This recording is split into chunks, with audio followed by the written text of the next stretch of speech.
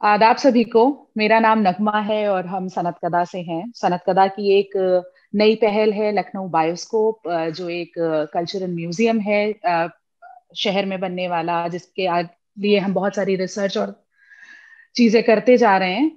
तो ये नायाब नगीने आज जो हम कर रहे हैं, ये एक सीरीज है जो हमने कोविड में शुरू की थी। और लखनऊ में ऐसे बहुत सारे चुनिंदा चुनिंदा लोग हैं, अलवी साहब जैसे, जिनमें से हमने पिछले दो सीरीज हम कर चुके हैं। उसमें की एक मीर जाफर अब्दुल्ला साहब के साथ में, और एक हमने की नुसरत दुरानी साहब के साथ में। आज हमारे साथ मौजूद हैं रियाज अहमद अलवी साहब। अलवी साहब काकोरी के रहने वाले हैं। काकोरी काफी लोग जानते हैं, जो कि एक कस्बा है लखनऊ के पास में, और बहुत ही खूबसूरत है वहाँ का श्राइन, वहाँ के मजार, और वहाँ पर खान पान, रहन सहन, और वहाँ के खूबसूरत पुराने घर। अलवी साहब इस वक्त जिस घर में बैठे हुए हैं, वो खुद 450 साल पुराना घर है। और आप देख सकते हैं कि कितना खूबसूरत उसके दर और दीवार हैं। अलवी साहब के बारे में अगर बात करें तो अलवी साहब को ने लखनऊ यूनिवर्सिटी से अपना ग्रेजुएशन किया, और जामिया मिलिया इस्लामिया से अपना प्री ग्रेजुएशन किया। और अलवी साहब बहुत ही शौकीन है हिस्ट्री में, और यही उनका जो अ, तरीका है हिस्ट्री में रम जाने का। उसने उनको लखनऊ के अलग अलग तरह की चीजों के बारे में, जिसमें मिरासने हैं, जिसमें भांड हैं, जिसमें नवाबों के किस्से हैं, जिसमें यहाँ का खाने पीने के बारे में है, यहाँ की रियासतों के बारे में, उसमें उन्होंने एक किताब भी लिखी है। तो अलवी साहब वैसे खुद बहुत ही एक अच्छे इंसान है। हमारी इनसे मुलाकात हुई थी 2018 में। उस टाइम पे इन्होंने कुछ ऐसे किस्से सुनाए थे कस्बों और लखनऊ के ऊपर, जिन्होंने सच में हमको हंसने पर मजबूर कर दिया था। उनमें से कुछ किस्से तो हमने खुद अपनी डायरी में लिख रखे हैं। हम अलवी साहब से चाहेंगे, सैफ है वहां पर मौजूद हमारे साथ में, तो हम अलवी साहब से चाहेंगे कि एक किसी ऐसे किस्से के साथ में शुरुआत करें जो उन्होंने उस वक्त हमको सुनाया था।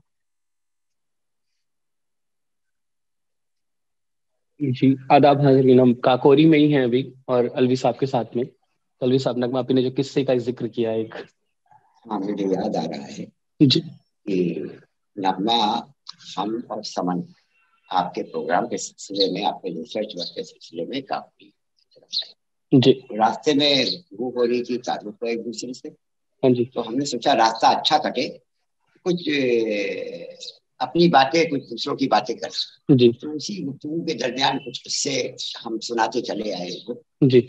उनमें से एक किस्सा हमारी जिंदगी का बड़ा दिलचस्प है कि जब हमारी जवानी हुआ करती, जी। जाहिर सी बात है, जवानी में तो हर दूसरी लड़की परी ही लगती, और हर तीसरी लड़की पे आशिक भी हो जाया करते थे।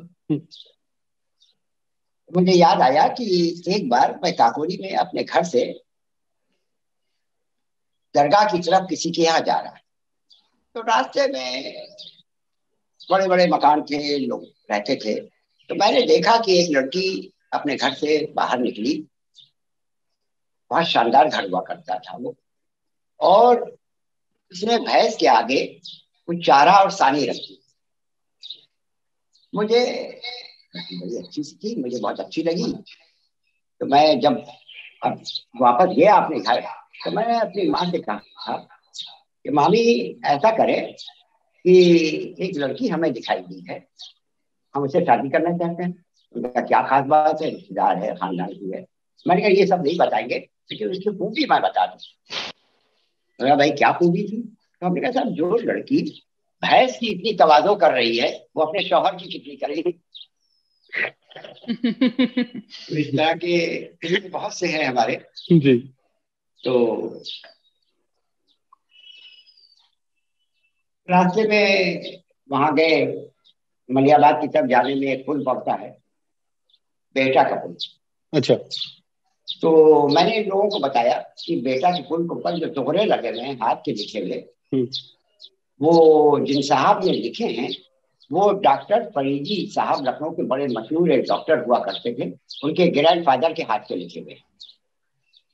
ये बात मैंने नोट भी कराई थी इन लोगों को। उसके बाद काकोरी में मुख्तलिफ जगहों पर हमने इनको लोगों से मिलवाया और करते रहे। अगर नगमा पूछे हमसे कि क्या क्या किस्से सुनाए थे तो हमें याद आ जाएगा। मेरे ख्याल से आप थोड़ा शुरुआत अगर अपने आप से कर दें कि आपके कैसे खानदान का, जैसे नगमा आपने अपने घर का जिक्र किया या कुछ। देखिए, मेरा नाम रियाज अहमद अलवी है। काकोरी का खानदान अलविया जो है, मैं उसका एक फर्द हूँ। और काकोरी के अलवी बड़े आला तालीम याफ्ता अफराद हुआ करते और बड़े जमींदार भी हुआ करते थे। इनमें से ज्यादातर लोग सरकारी मुलाजमतों में थे, यानी अंग्रेज सरकार में भी मुलाजिम थे। उससे पहले नवाबीन और रजवाड़ों के दौर में भी लोग मुलाजमत इख्तियार किया करते थे। तो जहाँ तक मेरा ताल्लुक है, तो मैं जिस घराने का फर्द हूँ, मेरे परदादा मुंशी जकीउद्दीन अलवी साहब जो है, वो एक छोटे से जमींदार हुआ करते थे और बड़े आलिम इंसान थे, बड़े अच्छे शायर भी थे। और मेरे दादा थे, वो अपने दौर के MBBS थे। जाहिर सी बात है, बिल्कुल 19वीं सदी की शुरुआत का वाकया है ये, तो वो MBBS थे। खुद मेरे वालिद भी MBBS डॉक्टर थे और कलकत्ता यूनिवर्सिटी से मेरे वालिद, कलकत्ता मेडिकल कॉलेज से मेरे वालिद और डॉक्टर फरीदी दोनों ने MBBS की डिग्री हासिल की थी। तो ये मेरा छोटा सा ताल्लुक था। और मुझे चूंकि शुरू से बचपन से ही लिखने और पढ़ने का शौक था, बहुत सी कहानियां लिखते रहे, मुख्तलिफ उर्दू की मैगजीन्स में, बच्चों के रिसालों में लिखाते रहे।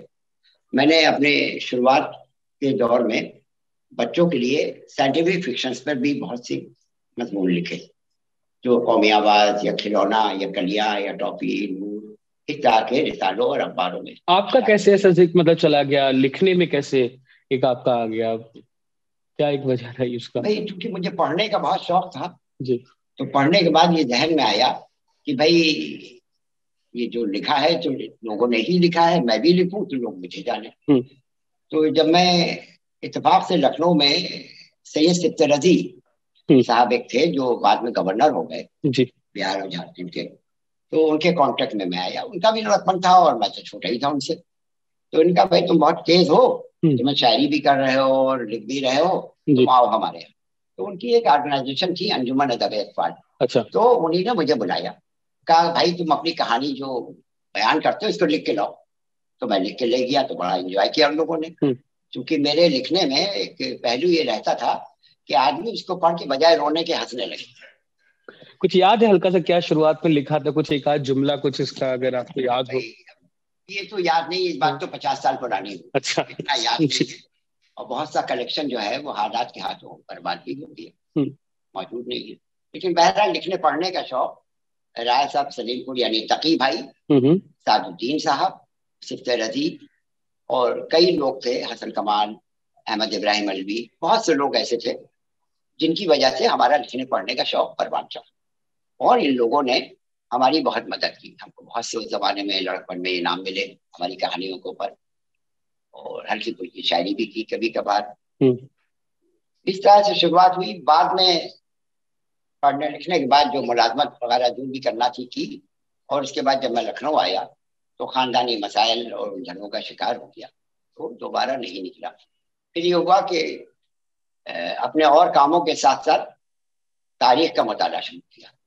तारीख में मैंने देखा लोगों ने बादशाह की जिंदगी, पैदाइश, मौत, यही सब लिखा है। इसने कैसे हुकूमत हासिल, लखनऊ की खासतौर पे आप बात कर रहे हैं, की खुसूसन लखनऊ की जी। तो मैंने सोचा कि इसको इस पहलू से देखा जाए कि ये लोग जो आपस में गुफ्तगू करते थे वो किस तरह की होती थी। तो मैंने इस पहलू को सामने रख करके लिखना शुरू किया। इस मौजूद में जाहिर सा वही दौर था जब भांडों का उरूज था, वही दौर था जब मेरासियों का उरूज था, वही दौर था जब तवायफों का उरूज था जी। और उनके मुजरे, उनके वाकयात जो तारीख में मिले वो लिखा, लेकिन उसमें जो लतीफे थे वो हमने अलग कर लिए। तो अपनी मेरी तहरीरें जितनी भी हैं, जब ये किताब इंग्लिश में ट्रांसलेशन होके आएगी और मैं रिलीज करूंगा तो उसको इसमें पढ़ने को मिल जाएंगी ये सब चीजें। इस तरह से मेरा शौक जो था उसने मुझे इसमें लिया। इसमें काफी पढ़ना पड़ा होगा आपको, मतलब काफी इसमें। मुझे याद है मैं इस किताब की तैयारी में लगभग 4000 किताबें मैंने पढ़ी। 4000 किताबें जी। खुदाबख्श लाइब्रेरी पटना गया, मैं रुका, रजा लाइब्रेरी जाके मैं पढ़ता रहा, अलीगढ़ गया, जहाँ इंडिया गया, बम्बई में, चूंकि मैं पहले रह चुका हूँ बॉम्बे में अपनी मुलाजमत में, तो वहाँ की जो लाइब्रेरी है वो बड़ी शानदार है, वहाँ भी बड़ी शानदार किताबें वो सब चीजें थी, तो वो मैंने पढ़ी। और आपका खास तौर पे इंटरेस्ट है लखनऊ का पढ़ने और का? अवध की तारीख में, अवध की तारीख। और बाहर आप मतलब हिंदुस्तान के इलाकों में पढ़ रहे थे? जो जहाँ जहाँ ऐसी किताबें मेरे हाथ लग गई, क्योंकि पढ़ने का शौक था, जी। बजाय कुछ घूमना और बाकी पढ़ना, क्लब और रेस्टोरेंट से मेरी दिलचस्पी इतनी नहीं हुआ करती। अच्छा। तो अच्छा, फिर ये कि बॉम्बे के क्याम के दौरान फील्ड वालों को किसी मौके पर मेरी लोगों से मुलाकात हो गई, मतलब साहब से मेरी मुलाकात हुई, मदन पुरी से बहुत अच्छे ताल्लुकात रहे जी। और बहुत से बड़े हीरो थे, याद आ रहा है कि नाम मैं भूल गया, लेकिन बड़े बहुत बड़े हीरो थे वो, उनसे मुलाकात रही, तो वहीदा रहमान से हुई। अच्छा।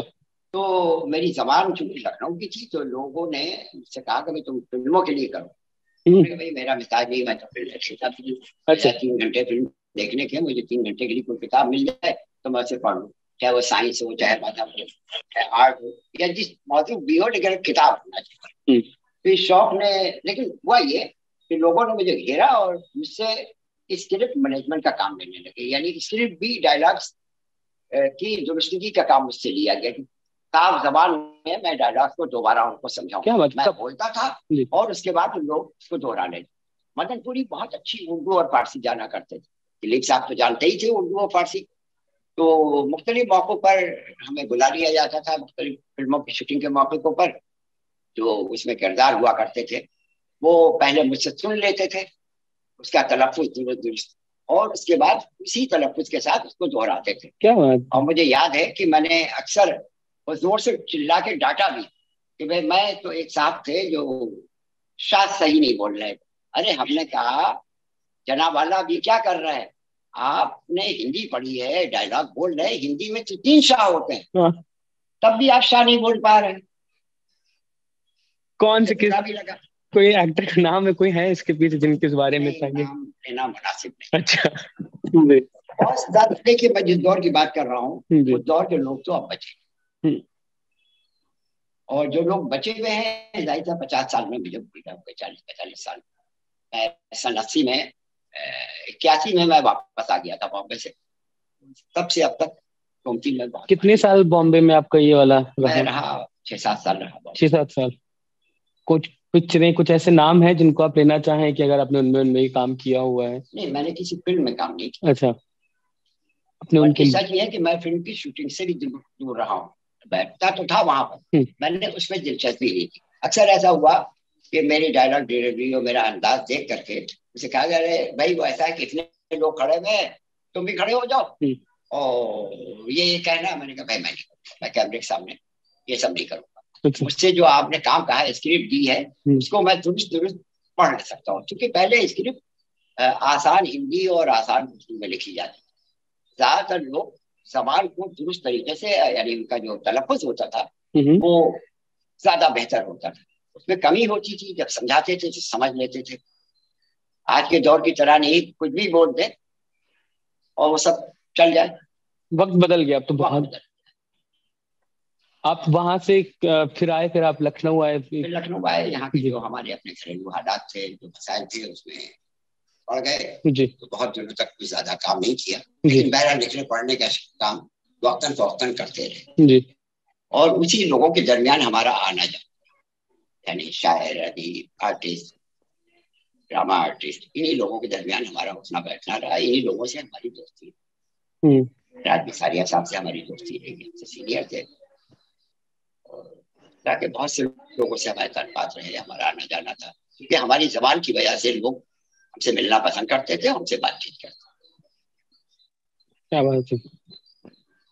और फिर अच्छा, एक आप क्या हाथ में कुछ तस्वीरें हैं जैसे ये तस्वीरें जी, मैं तो, जी। आबादियां बसा के कुछ लोग कुछ थे, लेकिन मंडरा रहा था सर पे वीरानियों का डर।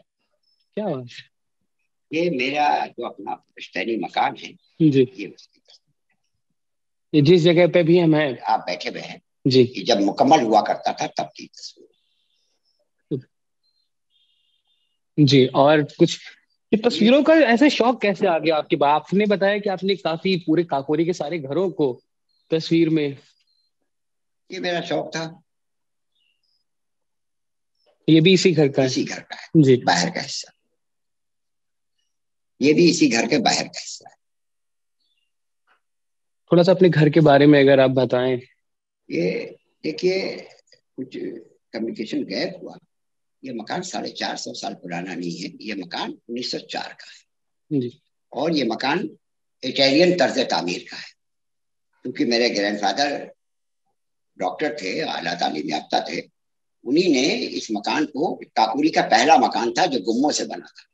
इस घर में जितने गुम्मे लगे हैं वो इसी मकान के बाहर के हाथे में एक वो लगाई गई चिमनी, और वो, और उसी में गुम्मे पक्के थे। अच्छा, यहीं पे ही बने थे? इसी में, इसी घर के बाहर के हिस्से में, आंगन में गुम्मे पकाए गए थे और वही गुम्मे इस्तेमाल हुए। क्या बात। और ये मकान जो है 1,44,000 कौड़ियों में बना था। ये मुझे यूं मालूम है कि मेरे बचपन में मेरे फूफी के घर में कुछ मटके रखे गए जिसमें कौड़ियां थी, तो हम खेला करते थे तो डांट भी पड़ती थी, भाई ना खेलो। ये कौड़ियां उस दौर में इस्तेमाल होती थी। हालांकि उस दौर में सिक्का भी इस्तेमाल होता था जी, और पाई भी इस्तेमाल होती थी, लेकिन इनके कस्बात में ये रवाज था कि कौड़ी दे के काम करा लेते थे या जिस दे के काम कराया जाता था। जी। तो इस तरह से हमारा ये मकान बना। तो ये आपका मकान रहा उस वक्त पे। और जी, भाई कुछ तस्वीरें आप जो आप दिखा रहे थे। मैं वही तस्वीरें दिखा रहा जी। तो अलवी साहब, जैसे आप इस हूँ। खूबसूरत घर में रहा करते थे, और आपके जो लड़कपन के किस्से थे वो भी बहुत ही ज्यादा जबरदस्त थे जब आपने बताया उनको। तो किस तरह की जिंदगी रही थी बचपन में इन घरों में? भाई देखिए, वो क्या मुश्तरका फैमिलीज कस्बाती हुआ जिंदगी करती थी। थी? जी, कस्बाती जिंदगी में और शहरों में भी उस जमाने में दादा बाबा सब साथ में रहा करते थे। तो धीरे धीरे घर के लोग बढ़ते रहे। वक्त की जरूरत ने लोगों को मजबूर कर दिया कि अपने पुश्तैनी मकान को छोड़ करके अपने बच्चों की तालीम के सिलसिले में काकोरी के बाहर जाके बसे। यही हमारे घर आने में हुआ कि हमारे ग्रैंडफादर ने ये मकान बनाया था, लेकिन अपने बच्चों की तालीम के लिए उन्हीं ने लखनऊ में भी एक मकान बनवाया, मौलवीगंज में। तो इस तरह से वहां हम लोगों की रिहाइश रही। मैं अपने इस पुश्तैनी मकान में अपनी शादी के बाद आके तो रहा हूँ, उससे पहले कभी रहा नहीं था। चंद दिन 10-5 दिन आके रुक गया, गर्मियों की छुट्टियों में कभी आ गए, क्योंकि मेरे वालिद सरकारी मुलाजिम थे। जब गर्मियों की छुट्टी में आते थे तो हम लोग यहाँ ननियाल और ददियाल में सब घर में ठहरा करते थे आकर के। और वैसे मुस्तकिल क़याम हमारी फैमिली का लखनऊ में रहता था। लखनऊ और काकोरी के बीच में? लखनऊ और काकोरी के बीच में जो लोगों की रिहाइश थी, जो कस्बाती घराने थे, उनको उनकी रिहाइश लखनऊ में जाके भी लगभग वैसी ही रही। अच्छा। वही रवैये रहे, वही खान पान रहा, वही गुफ्तगू रही, वही आदाब रहे। ये फर्क आप शायद देखा है, आपने महसूस किया, तो फर्क के थोड़े से कुछ अगर चंद पॉइंट बता सकें कि क्या फर्क जो थे लखनऊ और काकोरी की रिहाइश में? फर्क ये था कि काकोरी के मकान बहुत बड़े बड़े थे, मुलाजमीन की फौज हुआ करती थी, उनकी हैसियत थी, उनके पास मुलाजमीन की फौज हुआ करती थी। और लखनऊ के मकान जो शुरू में जिन लोगों ने बनाए उनके तो बड़े थे, लेकिन इनकी बहरहाल इतने मुलाजमीन वहां नहीं होते थे। और तालीम का चूंकि मॉडर्न एजुकेशन का दौर शुरू हो चुका था, तो उसी हिसाब से लोग अपनी जिंदगी को बदल रहे हैं। हाँ, अब ये फर्क आया कि आज की नस्ल में और हमारी इब्तदाई नस्ल में फर्क ये आया है कि हमारे जमाने में जब किसी लड़के की शादी होती थी तो वो अपनी दुल्हन के पास दबे कदमों आधी रात के बाद जाया करता था। और बड़ों को ये पता नहीं चलता था कि किस वक्त ये लड़का बहू के कमरे में गया है और कब वो वहां से वापस मर्दान खाने में पहुंच गया। तो हालांकि जब मैं बड़ा हुआ और ये सब मेरे सामने आया तो मैंने पूछा, भाई पता कैसे चलता था कौन सा बच्चा किसका है? कहीं ये होगा गलती से तो चले आधी रात की सुनते झापते क्या होगा, तो डाल दिया गया, चुप रह। तो पहले वालिदैन के सामने बच्चे अपने बच्चों को गोद में नहीं देते, अच्छा, तो बुरा समझा था। क्यों क्यों, मतलब कोई खास? ये रखरखाव का हिस्सा था। अच्छा। ये उस दौर की तहजीब, हम्म। उस दौर में इसको बुरा नहीं समझा जाता था। आज के दौर में तो हमें आज के दौर के हिसाब से करना पड़ता। यकीनन।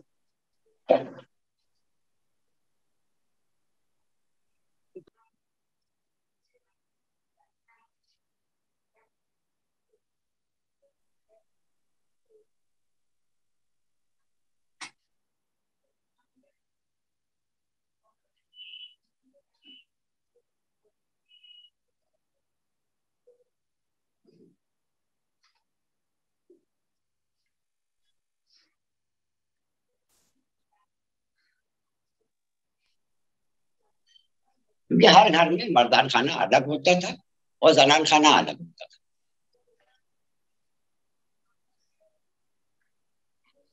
जिस घर में आप बैठे हुए उस घर की बाकी तस्वीरें। Recording in progress. अच्छा, ये तस्वीर,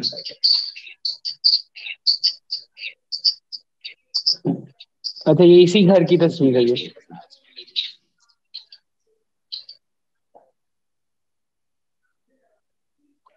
तो ये घर आप लोग फिर लखनऊ कभी गए यहाँ से, मतलब कि लखनऊ में क्या हो, कैसे रहा फिर उसके आगे? लखनऊ में हम लोग रहते रहे और जी।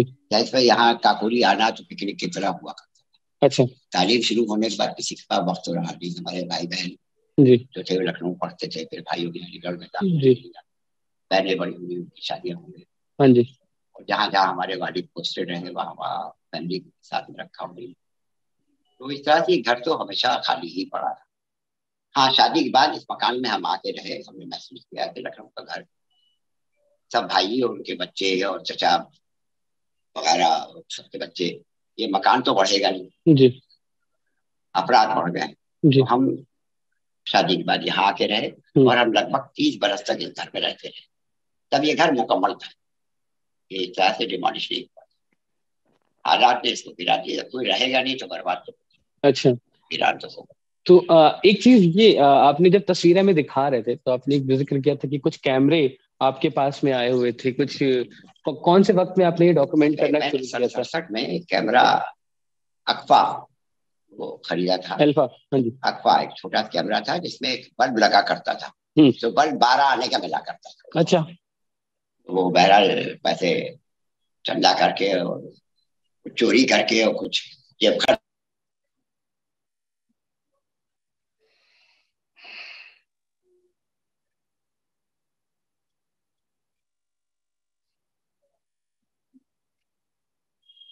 वहीं। तो मेरे ब्रदर ने चाचे वक्त हमको अपना कैमरा पोलोराइड था वो दे दिया। उसकी उस जमाने में फिल्म नहीं मिला करती थी, जितनी थी उतना इस्तेमाल किया। फिर कभी दिल्ली विल्ली कोई गया या हम गए किसी के साथ तो जाके कुछ ले आए, तो वो इस्तेमाल करते रहे। फिर याश का 31 हमको मिला, उससे हमने फोटोग्राफी की। बहुत सी तस्वीरें अभी हम आपको दिखाएंगे काकोरी की पुरानी पुरानी इमारतों की जो अब बाकी नहीं रही। उन सब की तस्वीरें हमने खुद या हमारे अपने मिलने जुलने वालों के जरिए हमने हासिल की, खींची और वो तारीख को हमने बाकी। आपके पास में अमूमन ज्यादातर घरों की, जितने भी कह सकते काकोरी के रहे हैं, उनकी तस्वीरें हैं यहाँ पे? काकोरी के 90% पुराने घरों की तस्वीरें हमारे पास। खास वजह थी करने के पीछे क्या था? हमारा शौक। अच्छा। हमें लगता था कि तारीख को हमें संभाल के रखना है। जी। हमें बहुत बुरा लगता था हमारे घर में भी जब लोग आते थे, रिश्तेदार या भाई बहन, दूसरे लोग दीवारों पे लिख देते थे। अच्छा। जैसे इमाम बाड़े में एक जमाने में दीवारों पर जाते थे, यहाँ भी दीवारों पे लिखते थे। हमें बहुत बुरा लगता था, साहब ये कोई घूमने की जगह छोड़ी ना, ये तो हमारा घर है, अपनी दीवारें हम खुद ही कोयले से काली कर रहे। तो इस सिलसिले को हमने तर्क कराया, रुकवाया था। अच्छा, काकोरी में यहाँ पे हमारे अपने घर में फिर लिखना बंद किया सबसे। हमने कापी रख दी थी। अच्छा, तो कुछ नहीं लिख रहा है, इस कापी पे लिखिए। ये भी एक मजेदार सा वो एक है कि कल्कि वाला की कॉपी। अलवी साहब जी, अली साहब, आपने जैसे बताया ना कि आप एक किताब पे काम कर रहे हैं जिसमें आपने बहुत सारे अलग अलग मुद्दों को कवर किया है, तो कौन सा ऐसा वाला मुद्दा था जिसको पढ़ने में और जिसको लिखने में आपको सबसे ज्यादा मजा आया?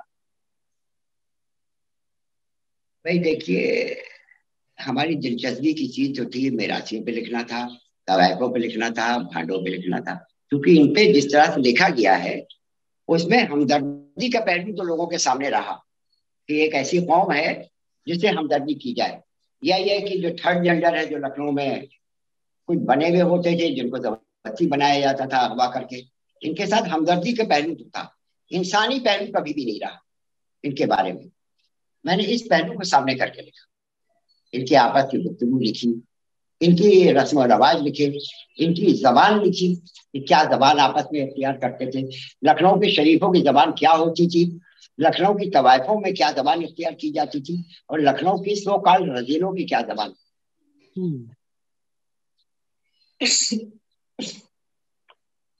तो ये जो आपने ये वाला पहलू आपने मतलब ये इंसानियत वाला रहा जो जबान वाला, तो इसके लिए क्या आप मतलब जाते थे, कुछ रिसर्च कैसे मैंने क्या था? काफी सिलसिले में पता किया, लोग पुराने लोगों से मिला। जाहिर सी बात है, कोई भांड का घराना ये तो नहीं कहेगा कि मेरे दादा भांड हुआ करते थे।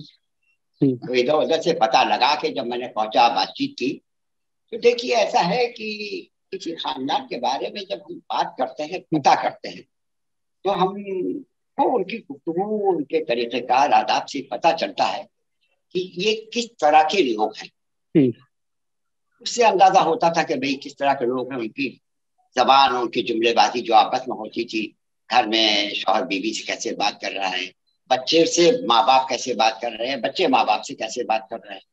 तो इससे अंदाजा हो जाता था कि ये किस तरह के किन रूट से ये आए हैं।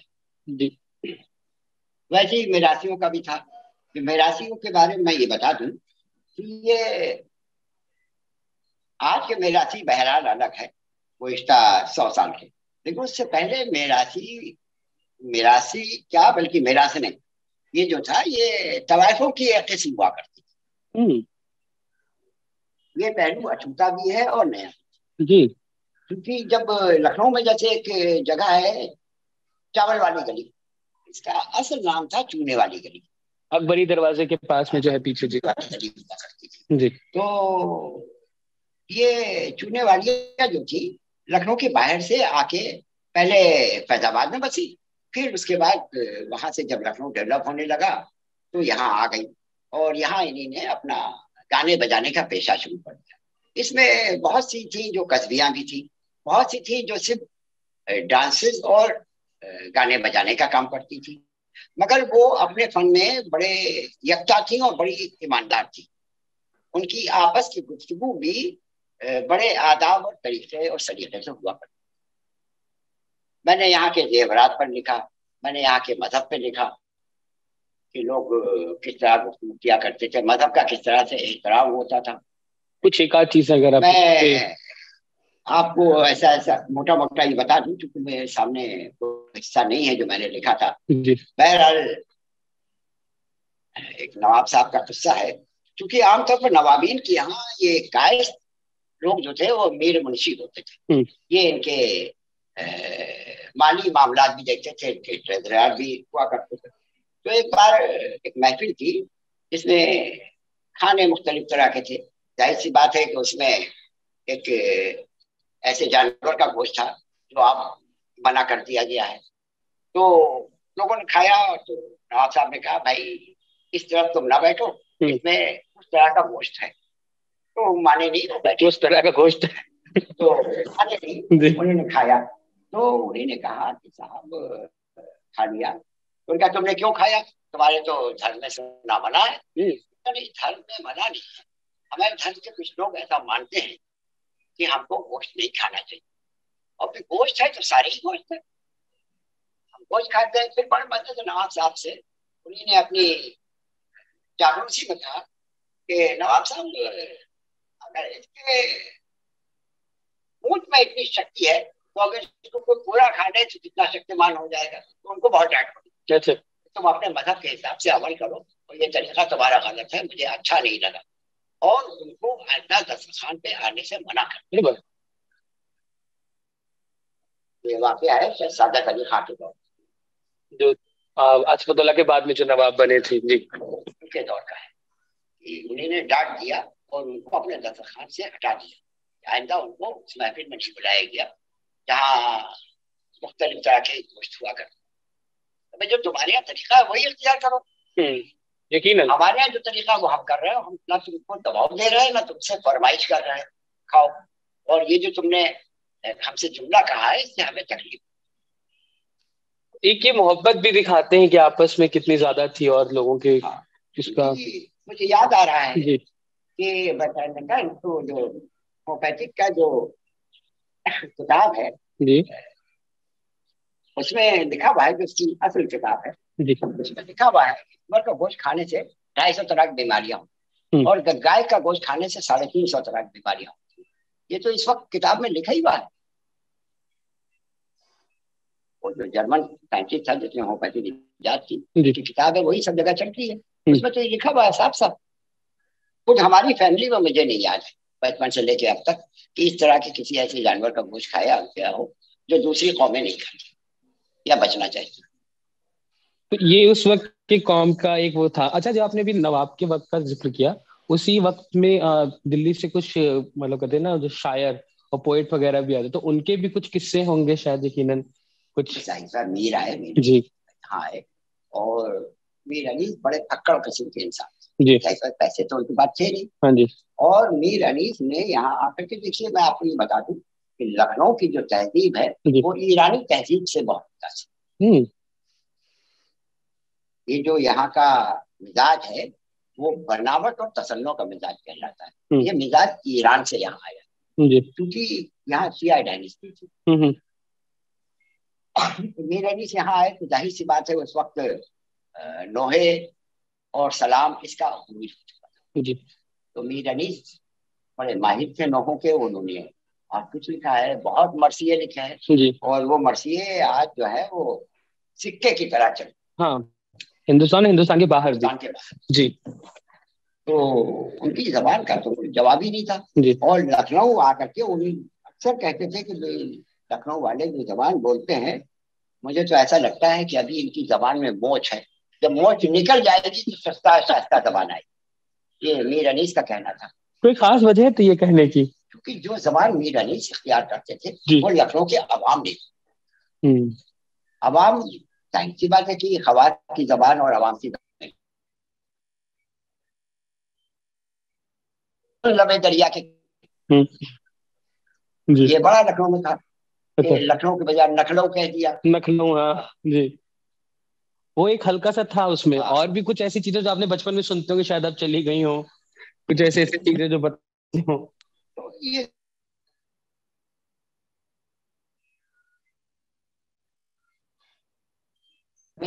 मोच है, जब मोच निकल जाएगी तब बोलना चाहिए। क्या बात है।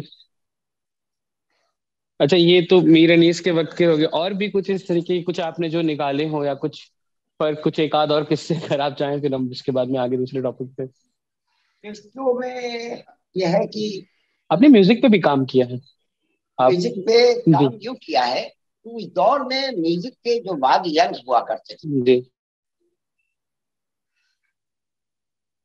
के वाद्य यंत्र होते थे, कितने हाथ से बजाने वाले होते थे, कितने हवा के जरिए होते थे, कितने वाद्य बजाने में मुंह का इस्तेमाल होता था होठों का, और कितने वाद्य ऐसे थे जिनको पैरों में इस्तेमाल किया। तो ये लखनऊ और अवध के आसपास? लखनऊ के अवध का। जाहिर सी बात है कि लखनऊ ये किसी कोई तारों का मोहताज नहीं है कि लखनऊ में बड़े रकास हुआ करते थे। लखनऊ में ये जो हवेली है उनकी गोलागंज में बिरजू महाराज की बिंदा दिल की देवड़ी, हाँ जी, का खानदान तो बहरहाल कथक घराना हुआ करता था जी। वो भी आज के दौर में सिक्के की तरह लोग दूर दूर से आते हैं उस जगह की ज़ियारत करने। मुझे एक किस्सा और याद आ रहा है अपने बचपन में बेगम अख्तर की। अरे जी। हम अक्सर वहां जाया करते थे। तो बेगम अख्तर से हमारे एक रिश्ते के मामू थे इश्तियाक अली अब्बासी, बैरिस्टर हुआ करते थे। हवेलाक रोड के ऊपर उनका मकान था। अच्छा। तो बेगम अख्तर को बच्चों से बहुत दिलचस्पी। अच्छा। बहुत। मैं 70 के आसपास की इब्तिदा का याद है कि हमने साइकिल चलाना सीख ली थी, और साइकिल क्या हमारे पास मोपेड थी दवाने। तो हम उससे अक्सर उनके यहाँ चले जाते। तो वो बच्चों को जो भी पहुंचते थे बच्चे बच्चियां उनको अटेंड करती थी, और उस जमाने में चॉकलेट बच्चों को दिया करती थी, जिस झूले को बैठ के वो रियाज करा करती थी। अगर छोटे बच्चे आ जाते थे वो झूले से उतर के वो चौकी पे जा बैठती थी और बच्चों को झूला हवाले करते थे। अरे वाह।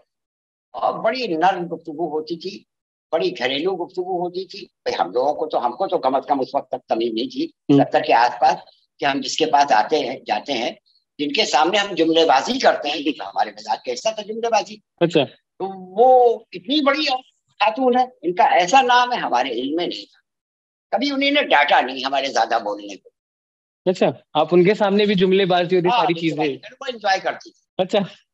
ये कहती थी पढ़ा भी करो भाई, क्योंकि पढ़ने का शौक तो हमारे तमाम बड़ों ने हमें दिलाया। वो हमने उस तरह से नहीं पढ़ा, वो हमारे सरकमस्टांसेस थे कि डिग्री के हद तक हमने वो सब नहीं हासिल किया, लेकिन मताले के एतबार से हमने वो सब हासिल किया जो आज के दिन में आसान नहीं रह गया लोगों के लिए। 5-6 हज़ार किताबें पढ़ना आसान नहीं है, उम्र में हमने यही किया।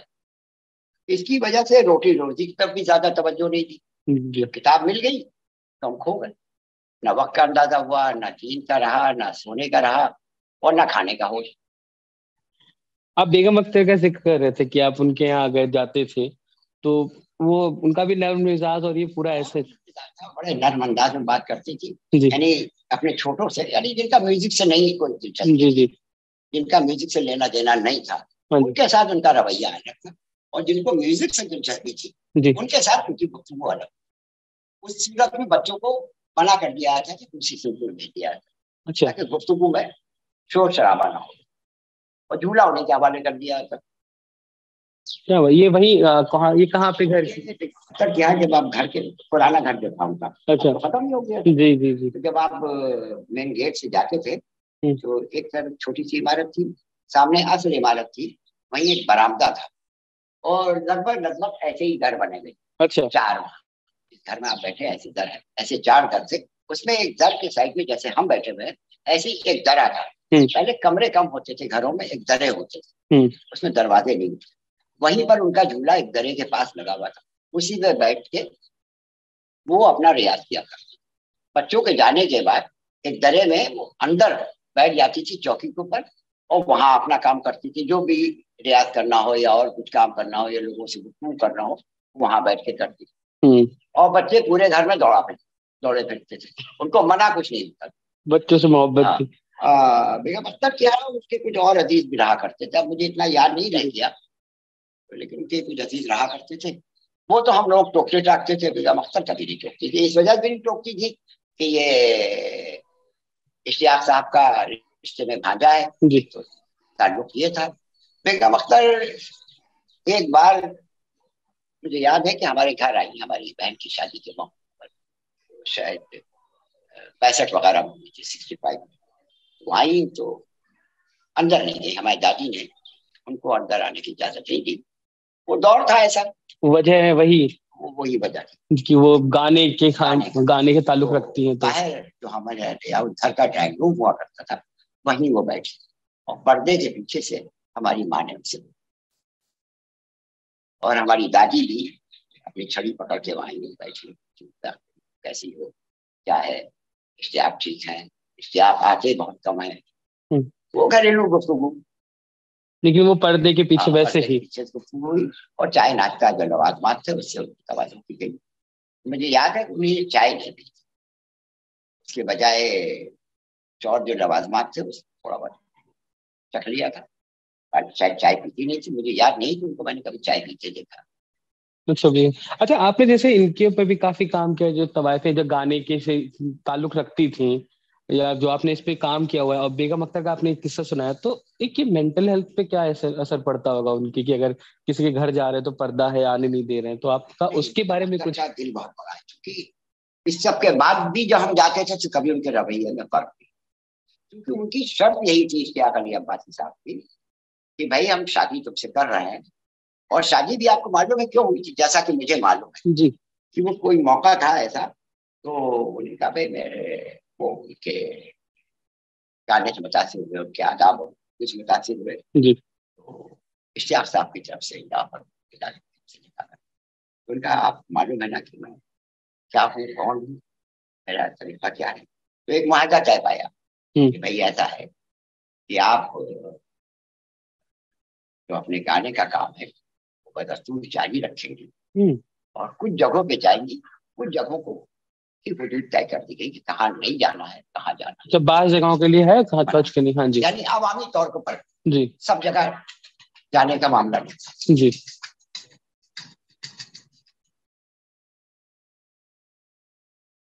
जी। तो मुझे ये याद है कि वो क्योंकि ये माहिरा था इसलिए उन्हें कभी शिकायत, मेरे इल्म में नहीं, कम से कम उन्होंने अपने शौहर से कोई शिकायत।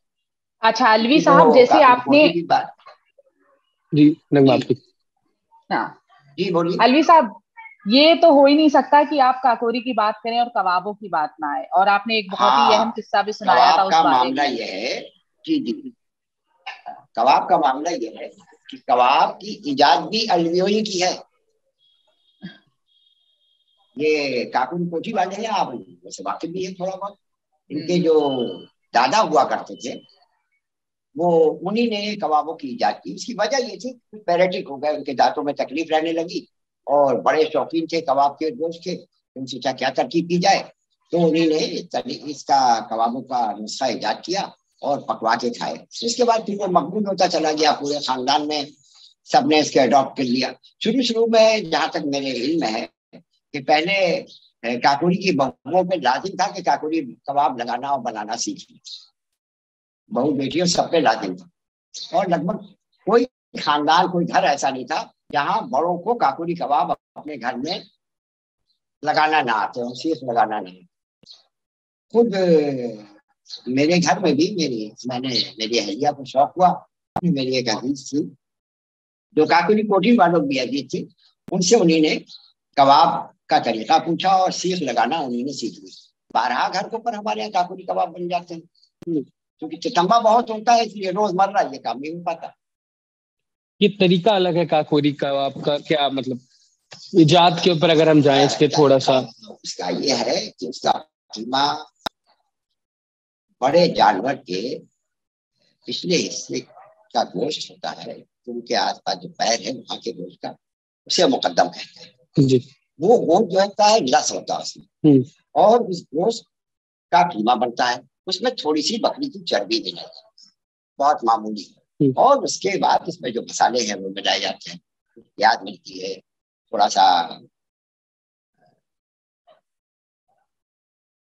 चने का आटा मिलता है, भुने चने का, और इस तरह से और जो मसाले हैं, नमक मिर्च ये सब मिला करके उसकी सीख बनाई जाती है और धीमी आंच में उसको भुना जाता है। पूरे वक्त घुमाते रहते हैं ताकि सब तरफ से बराबर आग मिले और वो हो जाए। इस तरह के कबाब बनाने में चूंकि लागत ज्यादा आती है तो लोग नहीं बनाते, और बावर्ची भी अब प्रोफेशनल हो गए नहीं बनाते। लेकिन कबाब की खूबी ये होना चाहिए कि आप मुंह में रखें, भूल के फौरन हलक में चले, आपको कबाब चबाना ना पड़े। अगर काकोरी कबाब चबाए जा रहे हैं तो काकोरी कबाब नहीं, सीख कबाब तो हो सकता शहरों में। अभी तो रमजान का वक्त चल रहा है, तो अभी तो एक अलग ही खाने पीने का शाम में और फिर इफ्तार के बाद में तैयारी होती होगी काकोरी कबाब की, काकोरी में। रमजान में तो मुझे नहीं लगता कि आज के दौर में काकोरी कबाब होते हैं। जी। पहले हमारे बचपन में जब हम लोग आके रुकते थे जी काकोरी में, तो तकिए के पास हमारा ननियाल था, उसका नाम था कच्ची हवेली, वो आज भी बाकी है। वहाँ एक बड़ी भी आती थी, हम सब लोग उनको घसीटन बुआ कहते। घसीटन बुआ? हाँ, पैर में खास तरह का चमड़े का जूता पहनती थी, जब वो चलती थी तो सरल सरल की आवाज आती। और सुबह सुबह 6 बजे हम लोगों के घरों पर आ जाती थी और गरम गरम कबाब एक पोटली में लिए हुए आती थी और गिन के कबाब दे देती थी। अब मुझे याद नहीं इस वक्त कितने पैसों में वो कबाब मिला करते थे, लेकिन हमें याद है जितने दिन हम लोग ननियाल में रहते थे वही गरम गरम कबाब रोगनी टिकिया के साथ हम तमाम लोग खाया करते थे नाश्ते में। घसीटन बुआ के हाथों। घसीटन बुआ काकोरी की तमाम अलवियों की यहाँ जाती थी, वो भी दिन को हफ्ते के यहाँ जाती थी, बस अलवियों या अब्बासियों के यहाँ जाती थी। अच्छा। क्योंकि काकोरी में कुल 35 घराने अलवियों के उस जमाने में भी थे जी, 35-40 ज्यादा था नहीं। तो वो सुबह से लेके दोपहर तक ये निपटा देती थी और शाम को ये कबाब नहीं मिला करते। कबाब सुबह के हिस्से में बनते थे। अच्छा। और शाम को ऑन डिमांड होते थे। अच्छा, ये कबाब सिर्फ सुबह या दोपहर में ही खाने वाली थी, शाम में खाते तो लोग थे, शाम में ऑन डिमांड बनते थे। अच्छा। बाजार में कहीं मिलते नहीं थे कबाब, ये बावर्ची जो थे वो बनाते थे ऑर्डर तो बनाते थे, किसी ने कहा, मैंने कहा कि 2 किलो भेज दीजिए, चलिए 2 शेर भेज दिए, किसी ने 5 शेर मंगवा लिए, वो सब शेर में ऑर्डर दिया जाता था और हर घर में खाने का हिस्सा होता था। खुद मेरे घराने में मुझे याद है, खुद मेरा भी शौक रहा है कि रात को एक वक्त के खाने में कम से कम कबाब जरूर मिल जाए। अरे वाह। वो आप नहीं कर पाते, लेकिन हमारे वालिद के दौर तक तो ये यकीन था। शुरू शुरू में हमने भी किया, जिम्मेदारियां बढ़ने के बाद कबाब हमेशा तिकम्बे की चीज होती है तो रह जाता है। लेकिन एक शौक में था कि खाने की टेबल प्लेट में कबाब जरूर होते थे, चाहे वो गलावट के कबाब हो, चाहे शामी कबाब हो, और खुसूसन काकोरी वालों में काकोरी कबाब। अच्छा, अभी लखनऊ में जैसे कि रमजान का ही वक्त चल रहा है, तो शहरी के वक्त में काफी एक रौनक रहती है, रात भर जगह रहती है अकबरी गेट पुराने इलाके में। तो आपने एक बदलते भी देखा दौर, तो ये हमेशा से था या धीरे धीरे से शुरुआत हुई है इसकी? नहीं, ये शुरुआत तो मेरे ख्याल में 65-68 के बाद। अच्छा। और 70 के आसपास मुझे याद है कि लोग 2 बजे से बाहर निकल के खाने वाने के लिए जाते थे। अच्छा। निकल जाते थे। लेकिन ये रवाज लखनऊ की गलियों में हुआ करता था कि शहर से 2 घंटे पहले टोलियां निकलती थी, गाती बजाती। अरे वाह। ढोल मजीरा, और ये रमजान में और पीपा, से पीपे, जी जी जी, और खजूर घी का पीपा जो आता था। तो ये सब खाली पीपे ठोकते पीटते चले जाते थे। कुछ नहीं होता था, दोनों चप्पलें हाथ से उतार के चमड़े की उसको एक दूसरे पे मार मार के आवाज दिलाते। क्या किस उम्र के होते थे? बच्चे होते थे या लड़के भी होते थे, और अच्छी उम्र के भी होते थे। अच्छा। और साहब वो रोजेदारों को गा के जगाया करते थे, आला दर्जे की शायरी सुनने के। अरे वाह। अब मुझे याद नहीं है कि क्या शेर होते थे, लेकिन ये याद है कि घर की छतों से औरतें को झांक झांक के देखती थी, मर्द बाहर निकलते थे, अगले मकान तक हर घर से लोग साथ जाते थे। वह ये था कि सुन्नत है कि अगले घर वालों को भी जगा दें। अरे वाह, अच्छा, वो जगा लेकर टोली बन में जुड़ते जा रहे हैं। शहर में आबादियां की भूल जाती। और मैं बता दूं, इस टोली में बहुत से गैर मुस्लिम लोग होते थे। अच्छा। हाँ, इसमें कायद भी बहुत होते थे और गैर मुस्लिम उस इलाके भी होते थे, जो रमजान से पहले से उसकी प्रैक्टिस शुरू कर दिया करते थे। सहरी कहलाती थी वो जो गाने होते थे, वो सहरी के नाम से जाने जाते। अच्छा। सहरी जगाना कहलाते थे। सहरी जगाना। सहरी जगाना। अच्छा। बड़ी अच्छी आवाज होती थी, जैसे आज सलाम और नोहे पढ़ते हैं जी जी, या गजलें पढ़ते हैं, नज़में पढ़ते हैं अच्छी आवाज से, बड़ी अच्छी आवाज में लोग क्या बात है। करते थे। और उनको तोहफे तोहफे भी मिलते थे, और पूरे महीने के बाद में जैसे कि और कुछ दिन भी। अच्छा। सहरी के वक्त भी उनको खाने पीने की चीजें मिलती थी। अरे वाह। दिन में भी बुलाया जाता था, शाम को आना, इफ्तारी लेके जाना। अफ्तार में भी ऐसा करते थे क्या? अफ्तार में करते थे, लेकिन अफ्तार से पहले इंडिविजुअली लोगों को बुला के लोग घर में कहते थे आज की इफ्तारी हमारे यहाँ से। अच्छा, हाँ, वो एक वो बड़े से ग्रुप को मिला के, हाँ जी, सबको इफ्तारी दी जाती है। क्योंकि आमतौर पर ये लोग कोई समाज के अशराफ में से नहीं, लेकिन अशराफ भी घर के बाहर निकल के जाते थे अगले मकान तक सहरी जगह। अच्छा, ये होता था। अरे जो, और उसमें हर धर्म के लोग जुड़े हुए। इसमें कायद बहुत। अच्छा, कायद मैंने देखा अपने बचपन। अच्छा, खुद मैंने देखा। कब तक चला ये? कौन से साल तक लखनऊ में चला ये? मेरे ख्याल में 72-73 तक तो मैंने देखा है। कब होता चला गया था, लेकिन 60 से पहले तो मुझे याद है। बड़े जोरों शोरों से। छोटा था, लेकिन जब शहरी का शोर इतना होता था तो जग के बाहर आता था, घर के बाहर लखनऊ में देखने के लिए क्या हो रहा है। चिक्के लगी रहती थी घरों में, तो बाहर तो नहीं आने दिया जाता था। चिक्के पीछे से हमारी बहनें, दूसरे लोग या फूफी वगैरह होती थी, वो झांकती रहती थी कि भाई शहरी वाले आ रहे हैं। और बड़े मजे की शायरी हुआ करती थी, और आपस में बहुत एहतराम और मोहब्बत का माहौल। तो अगर ना होता तो दीगर जो मुसलमान नहीं थे वो शहरी जगाने ना, यकीनन, और किसी मुआवजे के लिए नहीं निकलते थे। लोग खुश होकर जो दे दे वो एक अलग बात। अरे खुशी भी मांगा नहीं किया किसी ने, किसी घर से कभी मांगा नहीं किया कि हमने शहरी जगाई है। हाँ, लोगों के कपड़े भी बनते थे, भी मिलती थी, और भी जो जरूरतमंद लोग होते थे उनको ज़कात खैरात भी दी जाती थी। जो तरीका होता है सलूक करने का बड़ों का छोटों के साथ, वो सब तो किया जाता था। फर्क पड़ता है, अगर रवादारी बहुत बढ़ गई। अच्छा, ये फर्क सिर्फ समाजी में नहीं पड़ा जी, ये फर्क हम सबके घरों में भी। अकबर इलाहाबादी का एक शेर है, हम उन तमाम किताबों को काबिल ज़ब्ती समझते हैं जिन्हें पढ़ के बच्चे बाप को खपती हम्म, दौर चूंकि बदल गया है, हमारे बच्चे दुनिया को अलग निगाह से देख रहे हैं जी और हमसे उम्मीद ये करते हैं कि आप भी इसी चश्मे को लगा के दुनिया देखें। कैसे मुमकिन? ये जो नस्ल का गैप है, जनरेशन गैप है, इस फर्क को तो कोई नहीं मिटा सकता। यकीनन। हमसे बच्चे, नई नस्ल उम्मीद करती है कि हम बदल जाए। हम अपने छोटों से उम्मीद करते हैं कि तुम हमारे जैसे हो जाओ। दोनों ही नहीं बदले, तो बीच का रास्ता अपनाएं। आप अपने बड़ों का एहतराम करें, हम अपने छोटों की शफकत करें। क्या बात है, बहुत ही बढ़िया। हम ऐसे तो अलवी बहुत साहब, ही लंबी। जी अलवी साहब, ये तो रमजान की रही बात।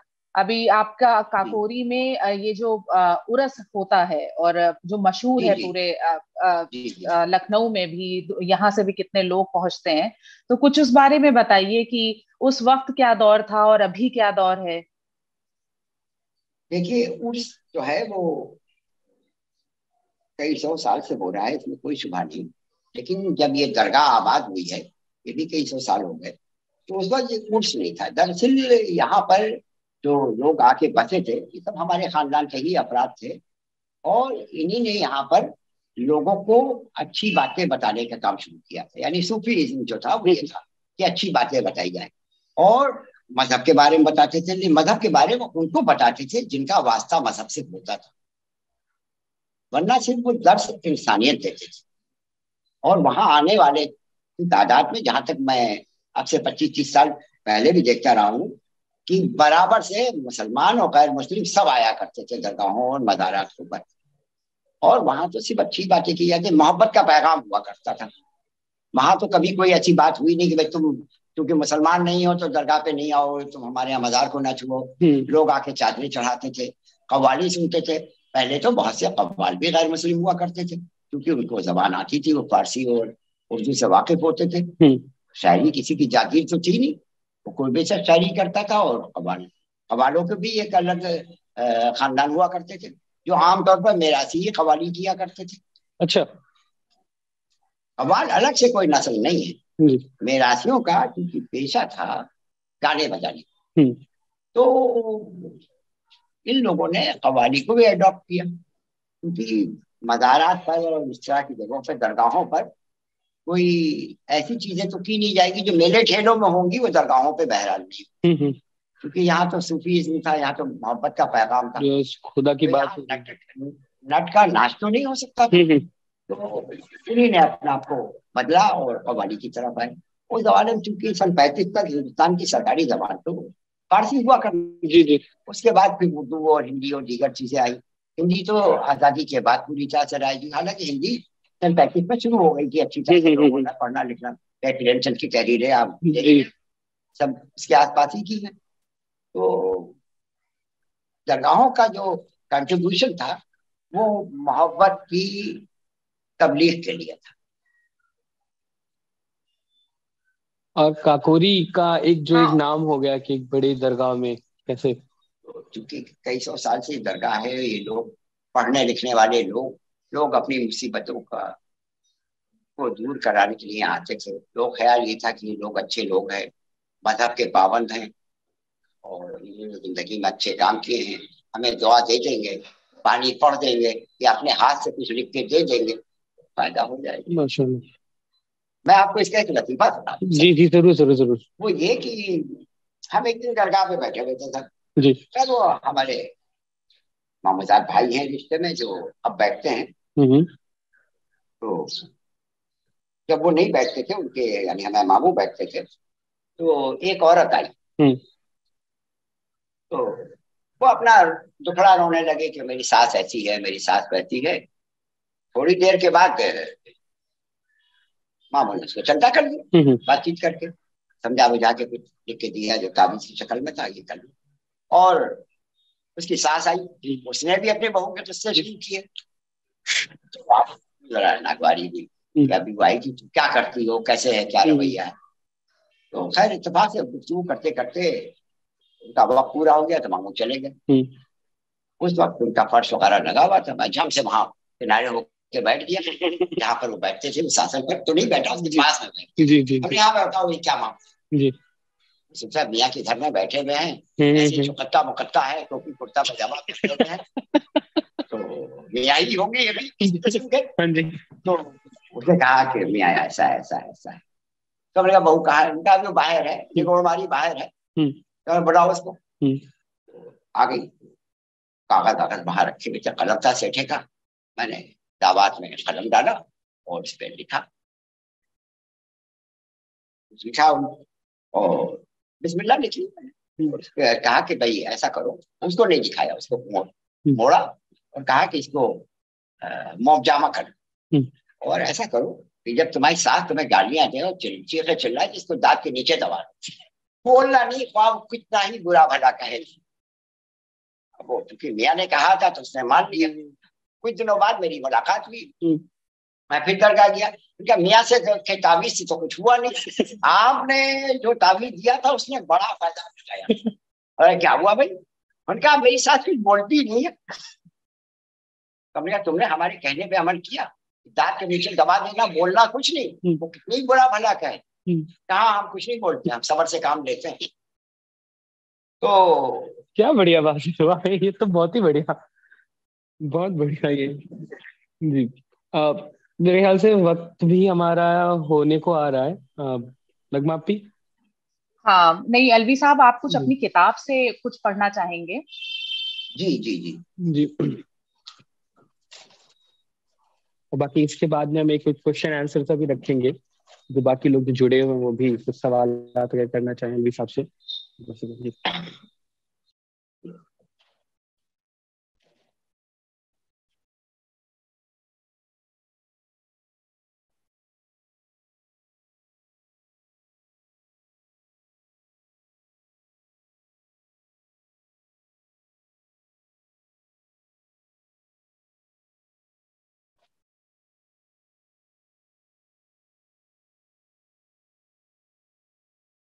हम अब तक गुफ्तगू कर रहे थे, आपने काकोरी कबाब के ऊपर भी पूछा, जाहिर सी बात मुंह पानी तो आ ही रहा होगा।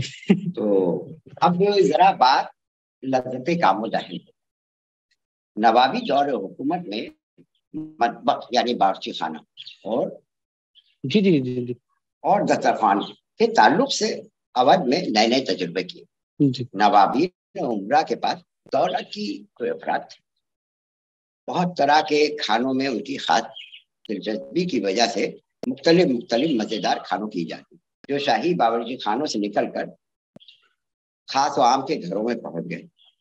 नवाब वजीर शुजाउद्दौला के दौर में जिन खानों का रवाज था उनमें पुलाव, जर्दा, मुजाफर, दो प्याजा, कलिया, कोरमा, मछली,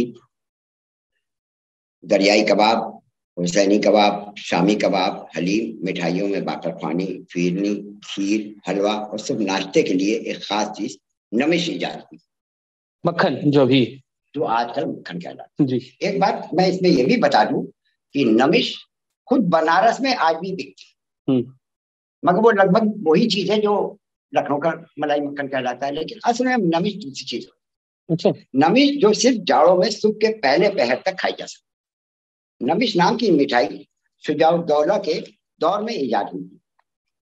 नमिश एक बहुत लतीफ दूध से बनी मिठाई थी।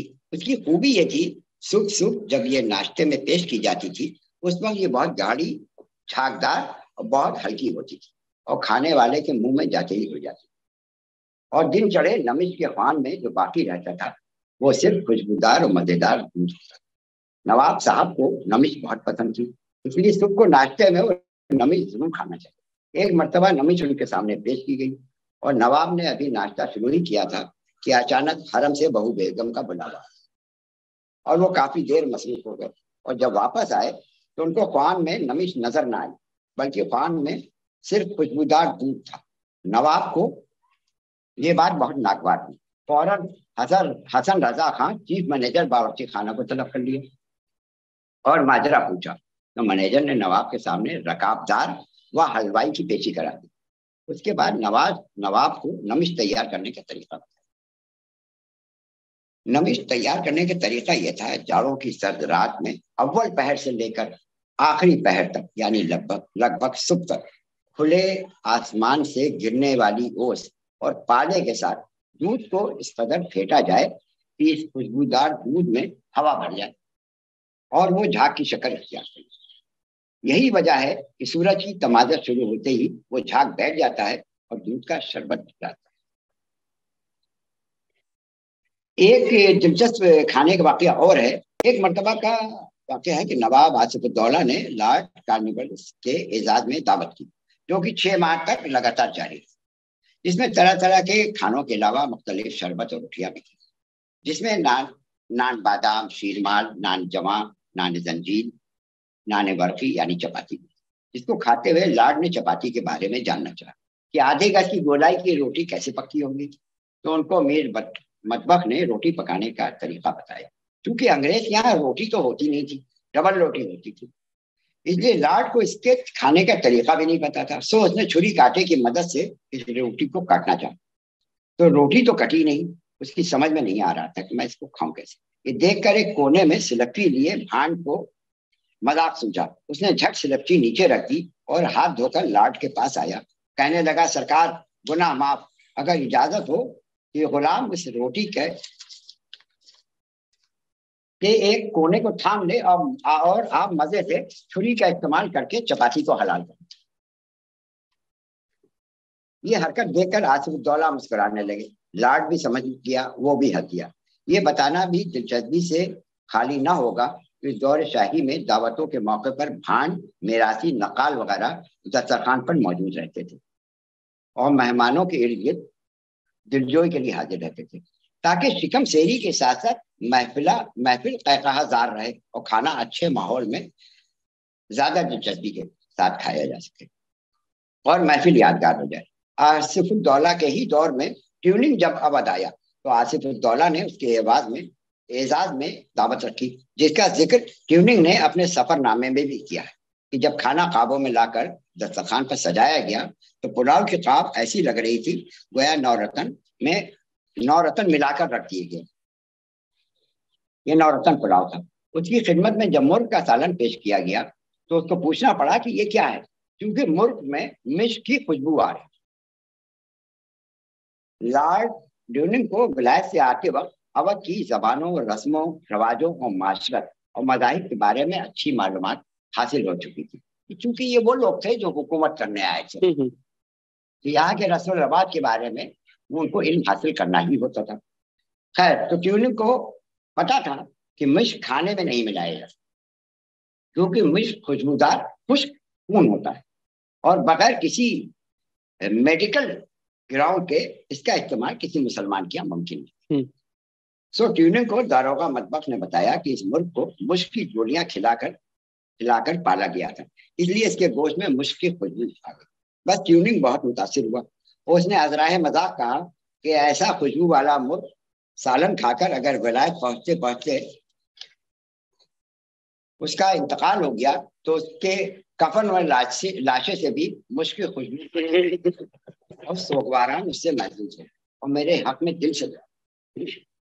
क्या बात है।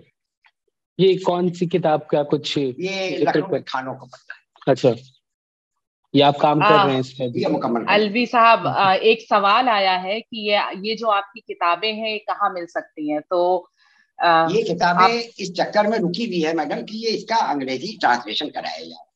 जब ये मुकम्मल हो जाएंगी तो हम अवामी तौर पर रिलीज करेंगे, इस वजह से हम इसको रोकेंगे। ये चंद महीने के बाद आ जाएगी। और कोई सवाल?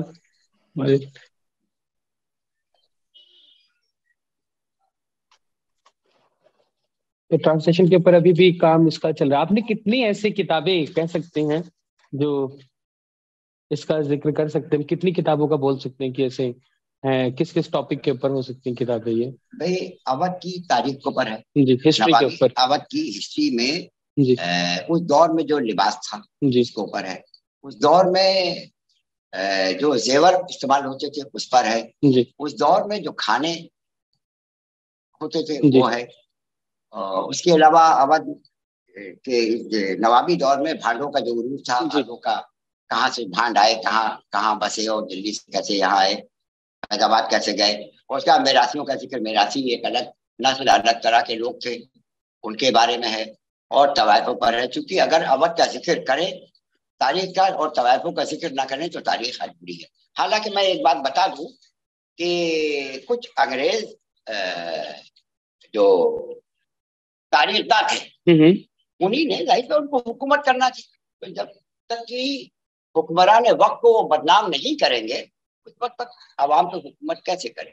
जी, सियासत। तो वो सियासत के पेश नजर कि अवध के हुक्मरानों की जो बहुत अच्छी बातें थी उसमें उनकी अय्याशी का पहलू भी शामिल कर दी।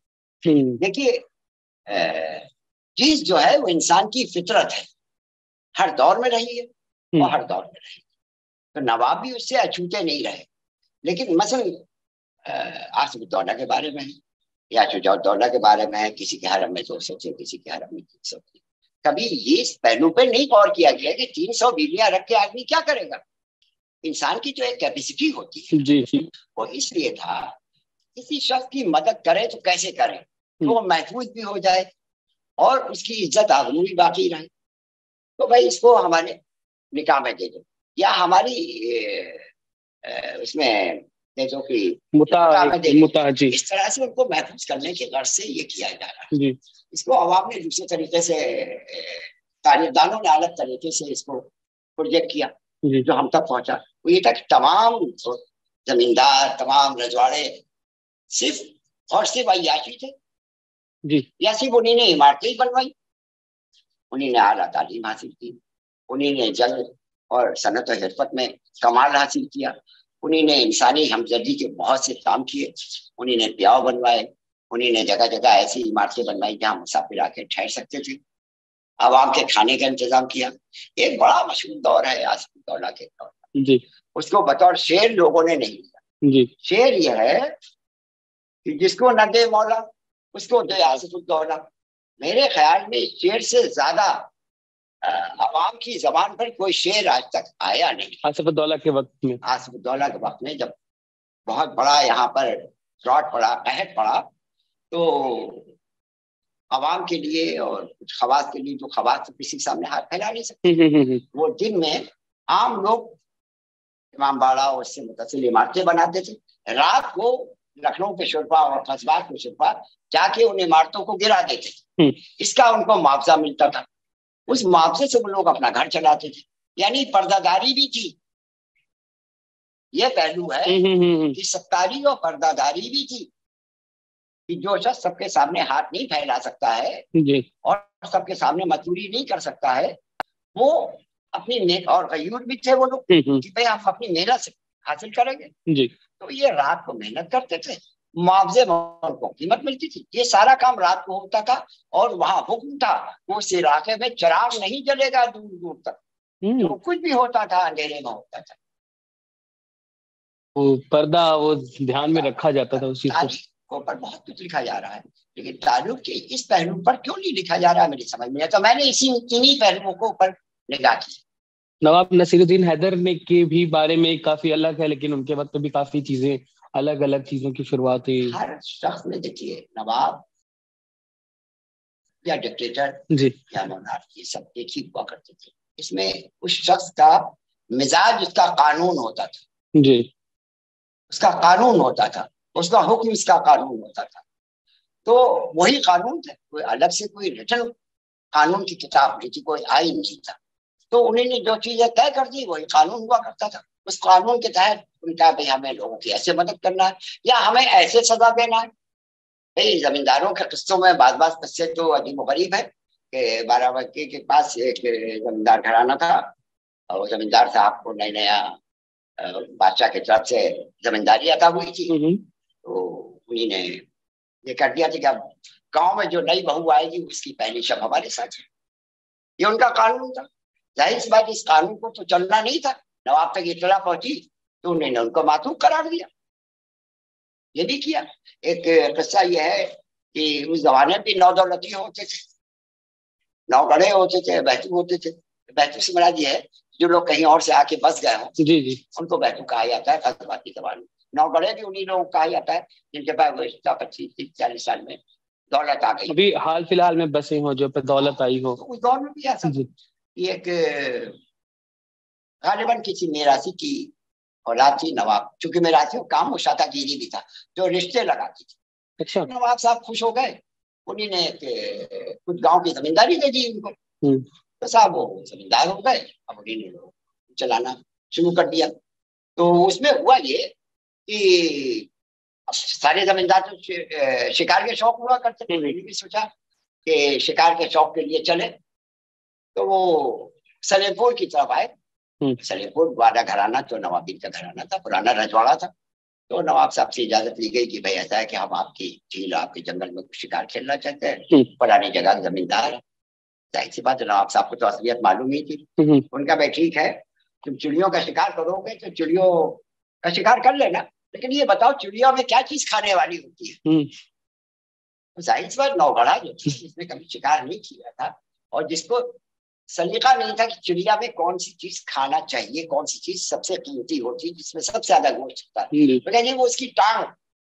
जैसे आज के दौर में भी लोग चीज मानते हैं, जबकि दोपहर वाली चिड़िया में जो चीज सबसे ज्यादा कीमती होती है, जिसमें सबसे ज्यादा गोश्त होता है, वो सीने का गोश्त यानी फुट होता है जी। तो नवाब साहब ने डपट दिया, उनका आज तो शिकार खेल दिया, दोबारा ना आना, वरना हमारे पास भी राइफल है।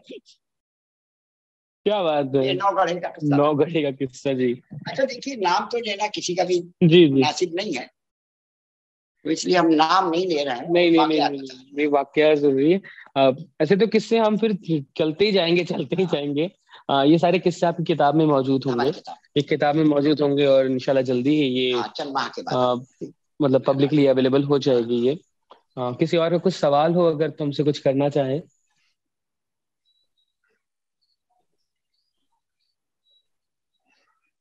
नहीं, और तो कोई सवाल नहीं आया है। तो सैफ और अलवी साहब, अब हम इस सफर को यहीं रोकते हैं। आपसे खैर बात करते करते तो पूरा दिन निकल सकता है और ये किस्से कभी खत्म नहीं होंगे। हमें याद है पिछली दफा हम लोगों ने कितनी लंबी तफसील से बात करी थी। तो बहुत बहुत शुक्रिया आपका इससे जुड़ने के लिए। नायाब नगीने का तीसरा नगीना है आप। बहरहाल आपका भी बहुत बहुत शुक्रिया कि आपने हमारी प्यादराई की अपने यहाँ और हमें एक अच्छा स्टेज दिया। हम तमाम लोगों के शुक्रगुजार हैं जो हमें देख रहे हैं और हमें सुन रहे हैं। बहुत बहुत शुक्रिया, आदाब। बहुत बहुत शुक्रिया आप सभी का, लगा भी शुक्रिया।